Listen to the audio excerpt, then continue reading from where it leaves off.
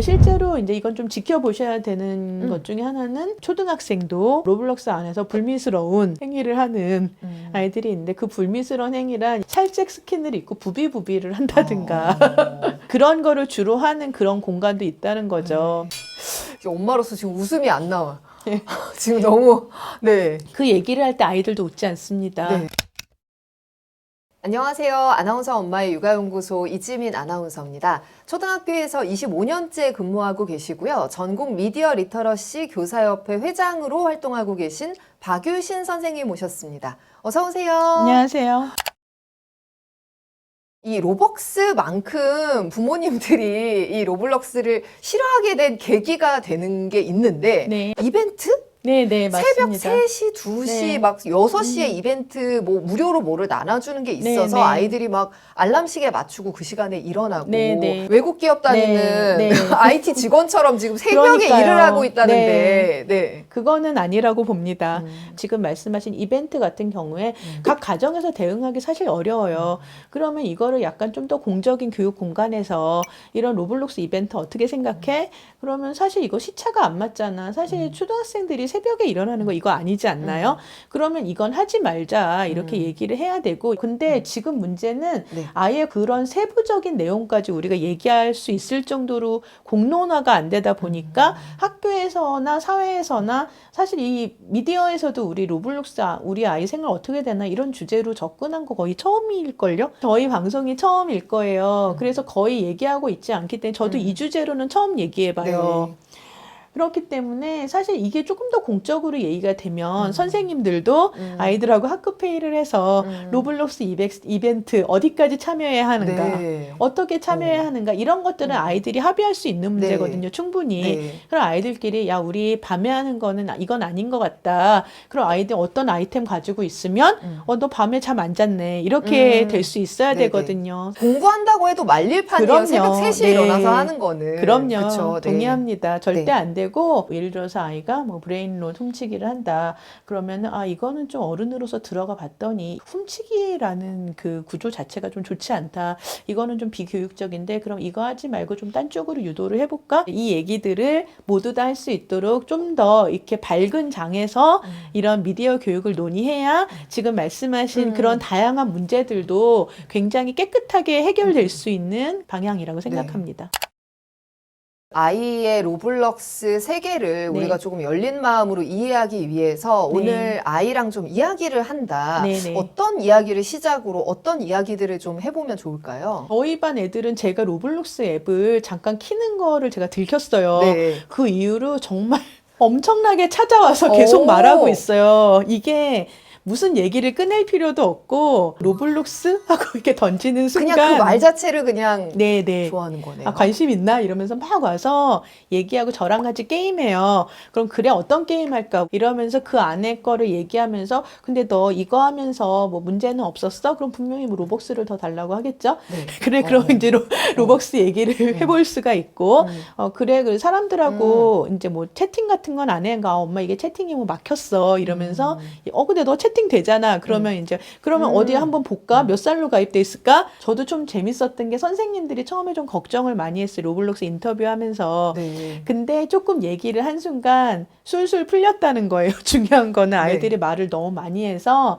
그러면 저희는 어떻게 했었냐면 이건 사실 이제 연구 과정이기 때문에 그렇게 한 거긴 한데 마인드맵을 아이한테 그려보라 그랬어요. 그랬더니 너무 놀란 거죠. 로블록스에 대해서 이렇게 애들이 너무 할 말이 많고 여기 감정 키워드도 너무 많고 구걸 사기 뭐 이런 것도 있고 예를 들어서 점프맵 뭐 잼민이는 못 깨는 타워 잼민이 이런 혐오 단어를 쓰는 거에 뭐 들어간단 말이야. 그랬더니 아이가 이게 아이들 자극하려고 그러는 겁니다. 잼민이 급식충은 못 깨는 타워 다 애들 자극하려고 그러는 거죠. 이런 식으로 애들이 알아서 다 말을 해요. 어떤 애 맵에는 연애라는 말이 있었어요. 애들 연애도 하는 거야? 그랬더니 또 애들이 막 와서 얘기를 해요. 실제로 이제 이건 좀 지켜보셔야 되는 것 중에 하나는 초등학생도 로블록스 안에서 불미스러운 행위를 하는 아이들이 있는데 그 불미스러운 행위란 살색 스킨을 입고 부비부비를 한다든가 그런 거를 주로 하는 그런 공간도 있다는 거죠. 엄마로서 지금 웃음이 안 나와. 지금 너무 네. 그 얘기를 할 때 아이들도 웃지 않습니다. 네. 굉장히 심각하게 말하고 어. 그런 애들도 있어요. 막 그러는 거예요. 그래서 제가 아니 걔들은 그런 걸 왜 하는 거야? 그랬더니 애들이 굉장히 씁쓸하게 이제 초등학교 4학년입니다. 다 성욕을 해결하기 위해서 그러는 거죠. 뭐 이런 말을 하는 거예요. 그래서 제가 우리가 초등학교의 성에 대해서 어디까지 내가 생각을 해야 되지? 그런 생각도 좀 했어요. 그러니까 아이들이 의외로 로블록스 안에 문제에 대해서 생각하는 게 좀 되게 성숙해요, 생각보다. 그런 짓 하면 우리 로블록스 다 같이 못하게 된다. 오. 그래서 걔네들을 몰아내야 된다. 오. 이제 이런 식으로도 얘기 되게 많이 하고, 아이들 스스로도 욕설 이용자 되게 싫어하고, 자기들끼리도 뭘 정화해야 할 것인가, 뭐가 바뀌어야 될 것인가에 대해서 인지를 해요. 그래서 저는 이제 아이들하고 이제 미디어 얘기를 하면서 제가 좀 강조하는 건 뭐냐 하면은, 위에서부터 내려오는 교육이 아니라 아이들 얘기를 들어야 된다는 거예요, 먼저. 네. 학부모님들도 다 알 수가 없어요. 왜냐하면은 이 미디어라는 거는 애들은 다 숨어서 하잖아요.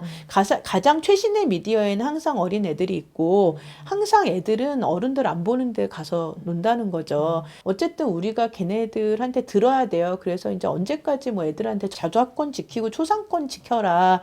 댓글 예의 바르게 써라. 아직도 이 얘기하고 있는데 애들한테는 이거는 벌써 네네네 뭐 이런 느낌의 미디어 교육이고 아이들한테는 좀 현안이 있어요. 아이들한테도 뭐 이 로벅스 어떻게 쓸 것인가 이런 것도 아이들한테 현안이고 무서운 맵에서 친구가 만나자고 할 때 어떻게 해야 하나 이 로블록스 안에서의 삶과 밖에서의 삶이 그렇게 딱 자르도록 잘린 것도 아니고 그 안에 관계와 그 밖의 관계도 또 긴밀하게 이어져 있기 때문에 저희가 좀 아이들 얘기를 들어야 되는 건 확실해요. 이런 것도 좋겠네요. 엄마 오늘 가입했는데 네네. 재밌는 게임 좀 추천 좀 해줘. 네네. 이렇게 시작하면 뭐 애들 너무 좋아하면서 네네. 대화를 같이 하지 않을까요? 네네. 저도 그렇게 생각합니다. 네. 특히나 엄마가 사기를 당하면 좋을 것 같아요. 사기를 한번 당해가지고 막 너무 기분이 안 좋아서 엄마 왜 그래? 그러면 나 오늘 로블록스 사기 당했잖아. 로벅스 뜯겼어. 너 이런 적 없어? 뭐 이런 식으로 얘기를 한다던가 네. 직접 엄마가 사실 아이에게 다가가서 이야기할 때 내가 직접 해보는 것만큼 아이를 좀 이야기하게 만드는 것도 없는 것 같아요. 저는 실제로 그걸 굉장히 추천드리는 방법이에요. 그래서 보니까 그로어 가든 이런 것들은 이제 보호자들이 굉장히 같이 많이 하시는 네, 그 게임이더라고요. 식물 같이 키우는 게임이죠. 네, 보호자랑 같이 하느냐, 자기들만 하느냐에 따라서 스스로 수위 조절을 한다. 로블록스의 순기능은 어떤 게 있고 또 네네. 로블록스를 우리가 긍정적으로 잘 활용하는 방식은 어떤 게 있는지 소개해 주시면 좋을 것 같아요. 네, 사실 로블록스는 처음에 교육 플랫폼으로 출발을 했다고 해요. 그래서 학습을 위해서 사용할 수 있는 어디에 플랫폼이 있죠? 있어요. 여기 오. 가보면 굉장히 수학 다양한 앱이 네, 있네요. 이거 하고 있는 어린이 있나요?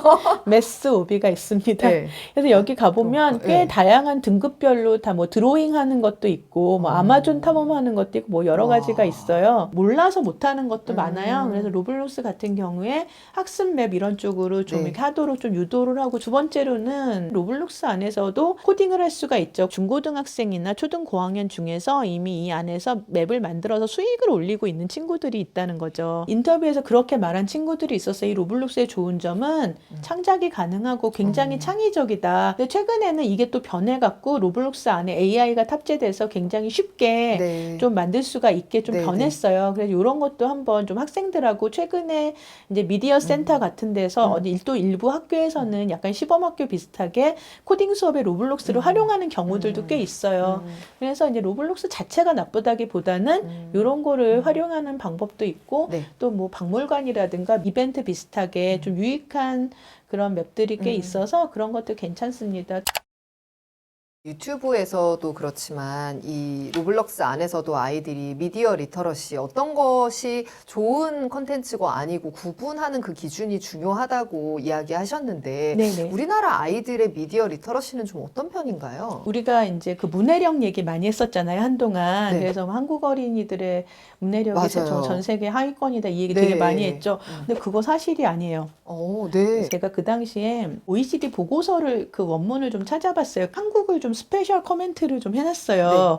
그러니까 한국 청소년들의 문해력은 좋다. 네. 전 세계적으로 굉장히 우수한 편이다. 그런데 이 굉장히 특이한 점이 있다. 이 한국 학생들은 읽기 능력이 전반적으로 우수하지만 두 항목에서 최하위를 네. 얻었다. 어떤 거예요? 첫 번째로 정보 판별이고 두 번째로는 피싱 사이트에 잘 낚여요. 오. 이게 되게 재밌었는데 한국 학생들이 최하위를 기록한 그 문제가 뭐였냐 하나는 그 제라르 다이아몬드의 글을 지문을 이렇게 놓고서 네. 이제 그 글을 보고 이게 글쓴이의 의견인지 사실인지 구별하시오. 네. 전 세계 학생들이 그 문제를 다 잘 맞췄어요. 네. 한국 학생들만 이게 글쓴이의 의견인지 사실인지 구별을 못 하더라는 거예요. 네. 두 번째로는 문제가 그 문제는 좀 더 웃겨요. 이메일이 와요. 우리는 이제 이벤트를 하는데 이러저러하게 당신이 여기 밑에 있는 메뉴를 클릭을 하면은 우리가 너한테 공짜 휴대폰을 보내줄 것이다. 자, 그러면 너 밑에 있는 메뉴 버튼 클릭할래 안 할래?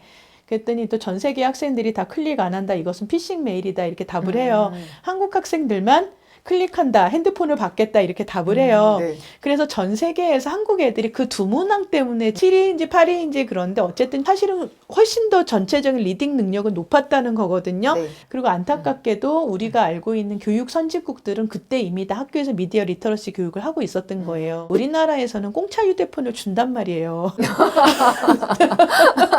그래서 줄 것 네. 같았던 거죠, 그럼요. 아이들이. 예. 그러니까 외국에선 그럴 리가 없어. 그럼요. 나에게 공짜를 줄 리가 없어. 돈 주고 했는데. 사야죠.